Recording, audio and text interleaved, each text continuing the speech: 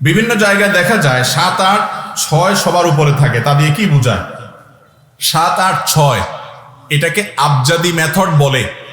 আরবি অক্ষরগুলোর এক একটা মান আছে, এই মান হিসেব করে বিসমিল্লাহির রহমানির রহিমের মান নাকি 786 হয়। আমি গুনে দেখি নাই, তো এই জন্য বিসমিল্লাহির রহমানির রহিম না লিখে 7, 8, 6 সংক্ষেপে লেখে।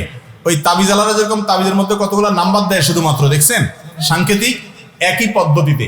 এটা জায়েজ নাই। মুসলমান প্রত্যেকটা কাজ শুরু করবে বিসমিল্লাহ দিয়ে। নবী করিম সাল্লাল্লাহু আলাইহি ওয়াসাল্লাম বলেছেন, কুল্লু আমরিন যিবাল লাম ইবদা বিসমিল্লাহ ফাহুয়া আবতার ওয়া ফি রিওয়ায়াতিন ফাহুয়া আকতা। কোন কাজ গুরুত্বপূর্ণ বিসমিল্লাহ ছাড়া করলে সেটা অপূর্ণাঙ্গ থাকে, বিসমিল্লাহ পড়তেই হবে।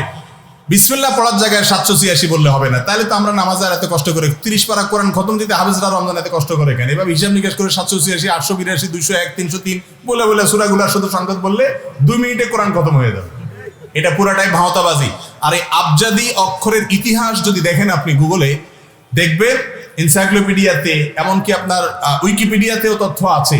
এগুলো আসছে মূলত এক সময়ের অগ্নিপূজক বা তারও আগের কোনো কাফেরদের কাছ থেকে। এরপরে এটা ভারতে হিন্দুদের কাছ থেকে এটার বিস্তার ঘটেছে এবং এটা আস্তে আস্তে সামনে ক্রমাগতির দিকে এগিয়েছে, অর্থাৎ সেটা ক্রমবিকাশ হয়েছে। এই আবজাদি, এই হরফের কোন সংখ্যা স্থাপন এটা না সাহাবীদের থেকে না সালাফ থেকে এর ব্যবহার স্বীকৃত, বরং এর মাধ্যমে যত রকমের জাদুবিদ্যা এবং অপকর্ম এগুলো সব করা হয়। এজন্য কোরআনের কোন আয়াতকে সাংকেতিক চিহ্ন দিয়ে বোঝানো এটা জায়েজ নাই। বিসমিল্লাহির রহমানির রহিম লিখবেন, 7, 8, 6 লিখবেন না।